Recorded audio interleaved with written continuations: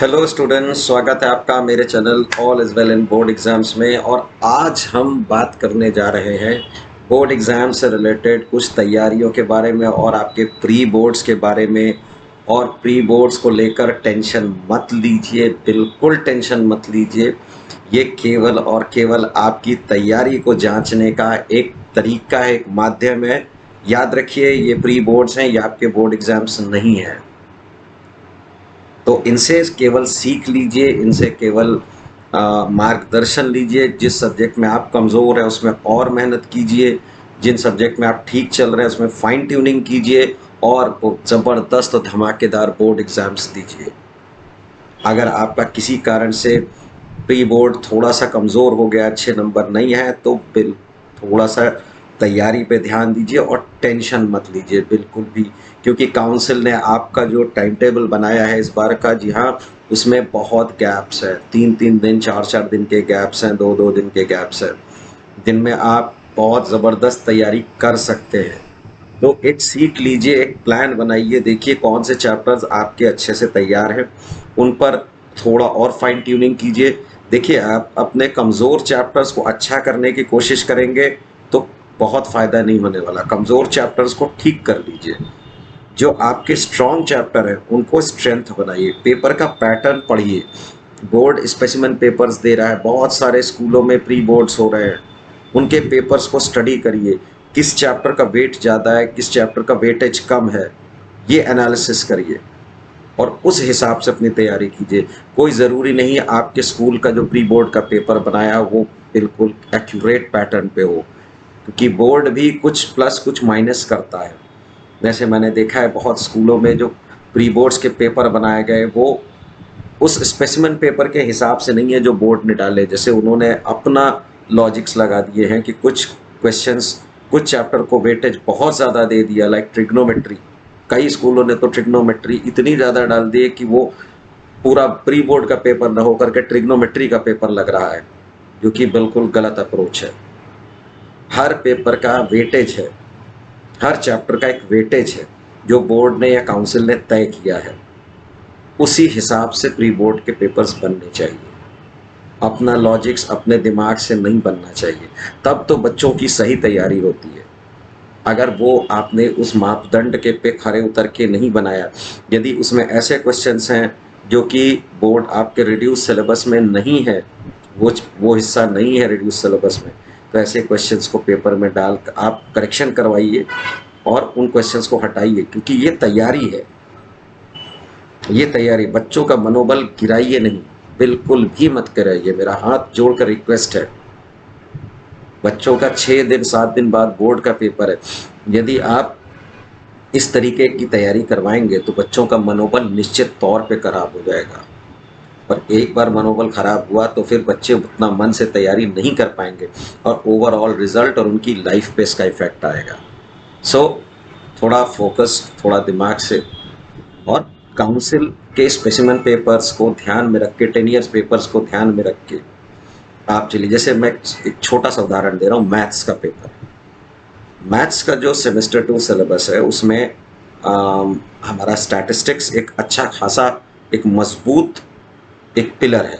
ओजाई histogram बनाना, mean median mode निकालना, तो ये एक अच्छा खासा, इससे करीब 10-12 मार्क्स के क्वेश्चन आते ही आते हैं। तो उसी के अलावा प्रोबेबिलिटी आप ओमिट नहीं कर सकते, उस पर 2 क्वेश्चन 3 क्वेश्चन आएगा ही आएगा।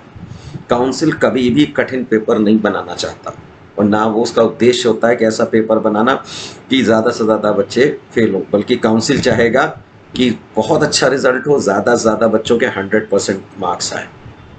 ये हम लोगों को भी सोचना होगा पेपर बनाने से पहले कि हम भी ऐसे पेपर्स बनाएं, प्री बोर्ड के ऐसे पेपर्स बनाएं कि बच्चों के ज़्यादा से ज़्यादा अंक आए और जो बोर्ड गाइडलाइंस है उस हिसाब से करेक्शन, अपने हिसाब से नहीं। इसको ध्यान दीजिए। बच्चे भी जो आंसर्स लिखें तो कीवर्ड्स लिखें, यूज़ करें, गंदगी ना करें जैसा बोर्ड कॉपी में होता है। New question in a new page, ये काउंसिल का इंस्ट्रक्शन है, इसको फॉलो करें।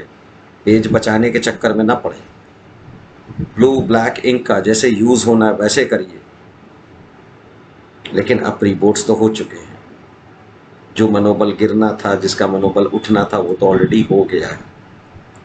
तो बच्चों, मेरी आपसे एक रिक्वेस्ट है, इससे केवल एक सीख ले कि ये सब्जेक्ट आपका तैयार है, ये सब्जेक्ट थोड़ा कम तैयार है, ये सब्जेक्ट सबसे कम तैयार है।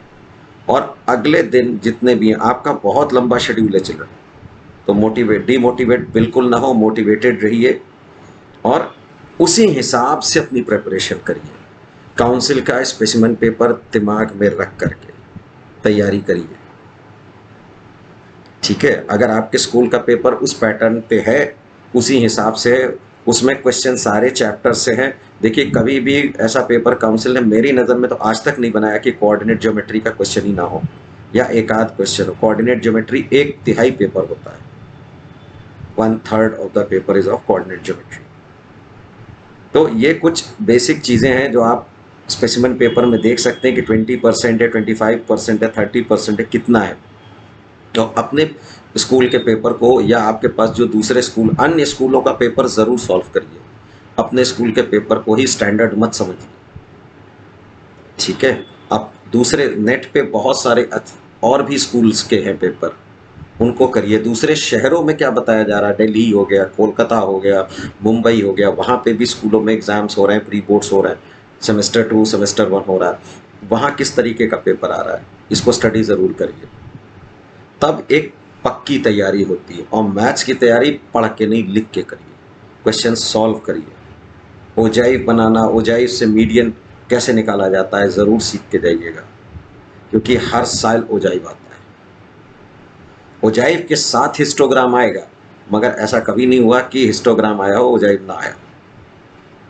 और मीन मीडियन मोड निकालना, इंटर क्वार्टाइल रेंज निकालना, उसमें आपको स्टेप डेविएशन और मेथड ज़रूर सीखिए, ठीक है। नॉर्मल तरीका तो ठीक है, वो अगर आएगा तो सेक्शन ए में आएगा, सेक्शन बी में आपका शॉर्टकट या स्टेप डेविएशन आता है।